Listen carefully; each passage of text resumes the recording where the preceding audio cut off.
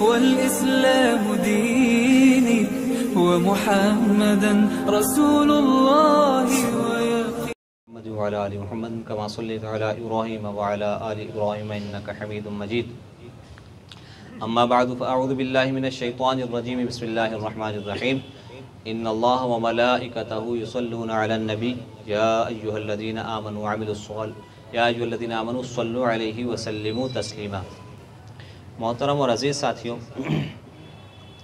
درود شریف پڑھنے کے مسائل اور فضائل اور نہ پڑھنے پر وعید. سب سے پہلے درود شریف پڑھنے کے فضائل. جو آیت پڑھی ہے ان اللہ و ملائکتہ یصلون علی النبی یا ایھا الذین آمنوا صلوا علیہ وسلموا تسلیما، کہ اللہ رب العزت اور فرشتے آپ علیہ الصلاۃ والسلام پر درود اور سلام بھیجتے ہیں. اے ایمان والو، تم بھی آپ علیہ الصلاۃ والسلام پر درود اور سلام بھیجو. تو دوستو عزیزو، ہم درود شریف پڑھتے ہیں، ہمارے سامنے ہے، اللہ بھی پڑھتا ہے، فرشتے بھی پڑھتے ہیں. تو اللہ کے پڑھنے کا کیا مطلب ہے اور فرشتوں کے پڑھنے کا کیا مطلب ہے؟ کہ جس طریقے سے ہم درود شریف پڑھتے ہیں تو کیا اللہ تعالیٰ بھی اسی طریقے سے پڑھتا ہے، اور کیا فرشتے بھی اسی طریقے سے درود شریف پڑھتے ہیں؟ اس مسئلے کو سمجھ لیجئے. اس سے پہلے ایک بات سمجھ لیں کہ لفظ صلاۃ جو درود شریف کے لیے ہم استعمال کرتے ہیں کہ الصلاۃ والسلام علی رسول اللہ الصلاۃ، یہ جو لفظ صلاۃ ہے، جب اس کی نسبت اللہ تعالیٰ کی طرف ہوتی ہے تو رحمت مراد ہوتی ہے، اور جب اس کی نسبت فرشتوں کی طرف ہوتی ہے تو استغفار مراد ہوتی ہے، اور جب اس لفظ صلاۃ کی نسبت بندوں کی طرف ہوتی ہے تو دعا مراد ہوتی ہے. پھر اس کا مطلب ہوتا ہے دعا کرنا. تو اللہ رب العزت کی طرف جب نسبت اس کی ہو گئی تو اللہ کا یہ مطلب ہو گیا کہ اللہ رب العزت آپ علیہ الصلاۃ والسلام پر رحمت نازل فرماتے ہیں. اللہ رب العزت ثنا اور تعظیم فرماتے ہیں فرشتوں کے سامنے، اور فرشتے استغفار کرتے ہیں.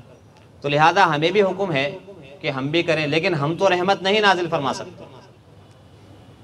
تو اس لیے حکم یہ ہوا کہ ہم اللہ سے رحمت نازل کرنے کی درخواست کر دیں کہ اللہ ہم تو اس قابل نہیں ہیں کہ ہم حضور علیہ الصلاۃ والسلام پر رحمت کو نازل فرمائیں، تو لہٰذا تو ہی حضور پر ان کی شایان شان رحمت نازل فرما دے. اس لیے ہم پڑھتے ہیں کہ اللہم صلی علی محمد وعلی آل محمد، کہ اللہ حضور علیہ الصلاۃ والسلام پر رحمت نازل فرما دے.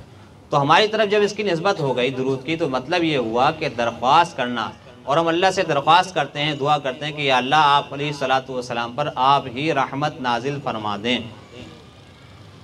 یہ مطلب بھائی دوستو سمجھ میں آ گیا؟ یہ آسانی سے آپ سمجھ لیں. بہت عرصے سے ہم یہ بات سن رہے ہیں، لیکن ہم نے اس بات کو آج تک سمجھا نہیں تھا کہ اللہ رب العزت اور فرشتے کس طریقے سے درود پڑھتے ہیں، کس طریقے سے درود بھیجتے ہیں، اور ایمان والے کس طریقے سے درود پڑھتے ہیں. یہ فرق سمجھ میں آ گیا. دوسری عرض اور گزارش یہ ہے کہ آپ علیہ الصلاۃ والسلام پر درود بھیجنا زندگی میں ایک مرتبہ فرض ہے، اور مجلس میں جب پہلی مرتبہ نام آئے گا تو واجب ہے. اس کے علاوہ درود شریف پڑھنا مستحب ہے.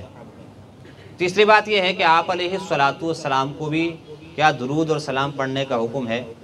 تو بعض علماء تو کہتے ہیں کہ آپ علیہ الصلاۃ والسلام بھی اس میں شامل ہیں، لیکن اکثر علماء کا کہنا یہ ہے کہ یہ حکم آپ علیہ الصلاۃ والسلام کے لیے نہیں ہے. چوتھی بات یہ ہے کہ جب ہم درود پڑھیں تو کس طریقے سے پڑھیں، سلام پڑھیں تو کس طریقے سے پڑھیں.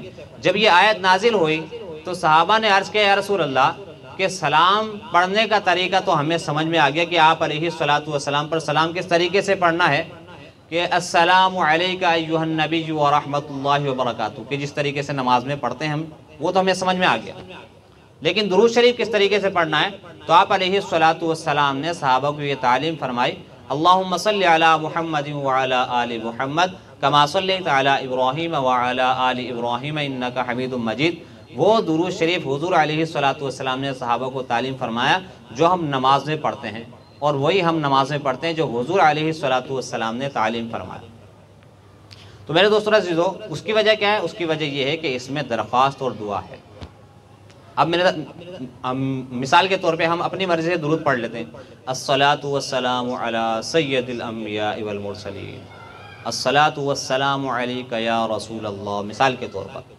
اس میں میرے دوستوں عزیزو درخواست نہیں ہے، اللہ تعالیٰ سے دعا نہیں ہے، اس میں وہ صیغے تو ہیں، وہ الفاظ تو ہیں جس میں درود شریف کے معنی ہوں اور سلام کے معنی ہوں، لیکن درخواست اور دعا نہیں ہے۔ اس لیے ایسے الفاظ ادا کیے جائیں کہ جس میں درخواست بھی ہو، دعا بھی ہو، کہ اے اللہ تو اپنے پیارے حبیب پر رحمت نازل فرما اور سلامتی نازل فرما۔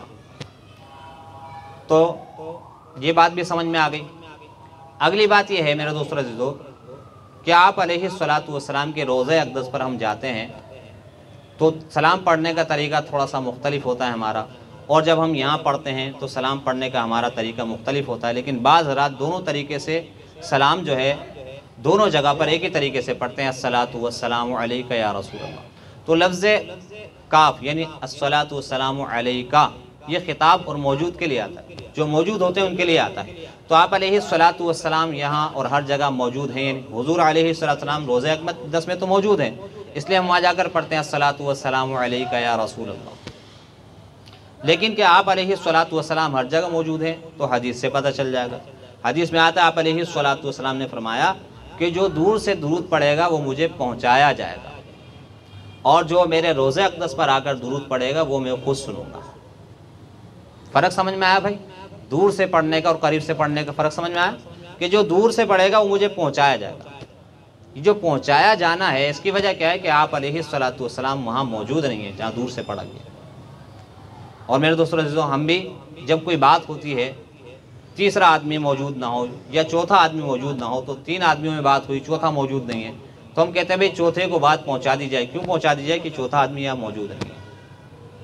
تو آپ علیہ الصلوۃ والسلام جب یہاں موجود نہیں ہیں تو آپ علیہ الصلوۃ والسلام کے لیے ایسے الفاظ استعمال کرنا جو موجودگی کے ہوں، حاضر ہونے کے ہوں، یہ خلاف ضابطہ اور خلاف قانون اور خلاف اصل ہے۔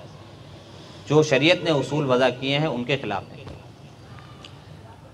چوتھی بات یہ میرے دوستو عزیزو کہ آپ علیہ الصلوۃ والسلام پر درود شریف پڑھنے کے فضائل اور نہ پڑھنے کی وعید۔ وعید کے بارے میں آتا ہے البخیل الذی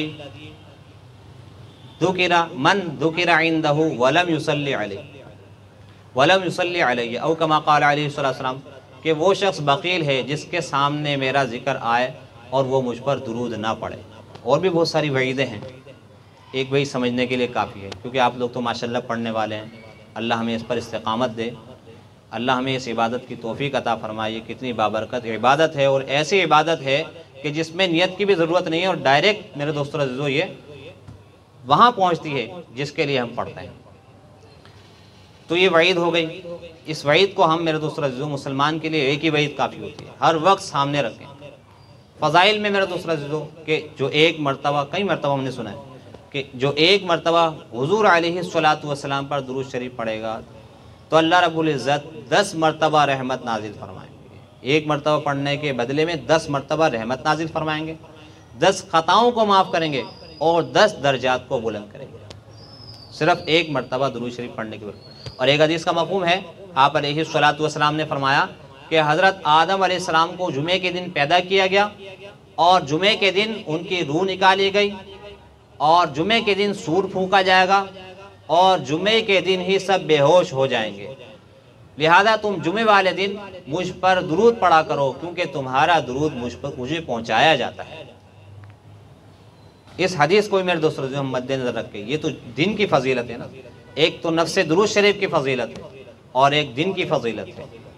نفس درود شریف کی فضیلت ہم سامنے رکھیں کہ اس کے کتنے فائدے ہیں۔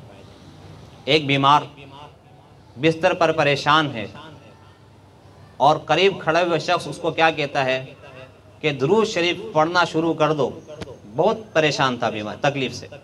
جب اس نے درود شریف پڑھنا شروع کیا، اللہ نے درود شریف پڑھنے کی برکت سے اس کی تکلیف کو ختم کر دیا، اللہ نے اس کو صحت عطا فرمایا۔ تو ہمیں بہرحال یہ صحت ملے یا نہ ملے تو ہم نے سودے بازی نہیں کرنی کہ ہم صحت کے لیے درود شریف پڑھیں یا اپنے مسائل کو حل کرنے کے لیے پڑھیں۔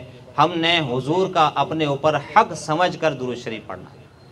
تو پڑھنے کے فضائل اپنی جگہ ہے میرے دوستو عزیزو، برحق ہیں، لیکن ہم جو درود شریف پڑھیں اس وجہ سے نہیں پڑھیں کہ ہمیں یہ فضائل چاہیے بھی، لیکن اصل بات ہماری نظر میں یہ ہو کہ ہمارے اوپر حضور علیہ الصلوۃ والسلام کا حق ہے کہ آپ علیہ السلام نے ہمارے لیے بہت قربانیاں دی، بہت روئے ہیں، بہت تڑپے ہیں میرے دوستو عزیزو، دنیا میں بھی اور آخرت میں بھی میرے دوستو۔ جب تک کہ آپ علیہ السلام کا آخری امتی جنت میں نہیں چلے جائے گا تو آپ علیہ السلام چین سے نہیں بیٹھیں گے، یہ حدیث کا مفہوم۔ یہ دنیا کے مسائل تو میرے دوستو جیسے کیسے نکل جائیں گے، آخرت میں پتہ چلے گا مسائل کو کہ مسائل کیا ہوتا ہے، کہ آپ علیہ السلام اپنے امتی کو وہاں پر بھی نہیں بھولیں گے۔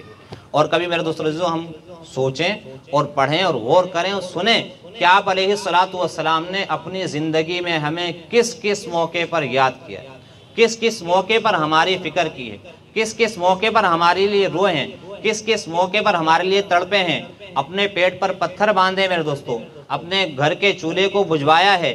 آپ علیہ السلام کی بیٹیوں کو طلاقیں ہوئی میرے دوستو عزیزو، بہت سارے واقعات اس کے میرے دوستو ملیں گے کہ آپ علیہ السلام نے ہمیں کس طریقے سے یاد رکھا ہے اور کس کس موقع پر ہماری وجہ سے کتنی قربانیاں دی ہیں۔ یہی نہیں کہ صرف اپنی قربانی دی، اپنی اولاد کی بھی قربانی دی، اپنی بیٹیوں کی بھی قربانی دی میرے دوستو، اپنے قبیلے کی بھی قربانی دی، اپنے خاندان کی بھی قربانی دی، جہاں تک ہو سکا آپ علیہ السلام نے اس امت کے لیے قربانی، یعنی میرے اور آپ کے لیے قربانی دی۔ اس بات کو مد نظر رکھ کے ہم نے درود شریف پڑھنا ہے، فضائل اپنی جگہ۔ جب ہم اس بات کو مد نظر رکھیں گے، اس بات کو سوچیں گے تو انشاءاللہ کبھی درود شریف پڑھنے میں ناغہ نہیں ہوگا۔ اور آپ علیہ السلام پر روزانہ ہمارا حق ہے، کم سے کم 100 مرتبہ ہم درود شریف صبح پڑھ لیں اور 100 مرتبہ شام پڑھ لیں تو کم سے کم ہے میرے دوستو۔ اور کثرت کی جو تعداد شروع ہوتی ہے وہ 313 سے شروع ہوتی ہے، اس سے زیادہ آپ جتنا پڑھ لیں میرے دوستو، جتنا اللہ رب العزت توفیق دے۔ تو میرے دوستو آج ہم یہ بات سمجھ لیں کہ ہم ٹھیک ہے درود شریف کے بارے میں سنتے رہے، کبھی پڑھ لیا کبھی نہیں پڑھا، نہیں میرے دوستو، یہ کبھی پڑھ لیا کبھی پڑھنے کی چیز نہیں ہے، بلکہ یہ روزانہ جس طریقے سے ہماری زندگی میں کھانا ضروری ہے، پینا ضروری ہے، آرام ضروری ہے، یہ سمجھ لیں کہ اسی طریقے سے ہماری زندگی میں درود شریف کا پڑھنا بھی ضروری ہے۔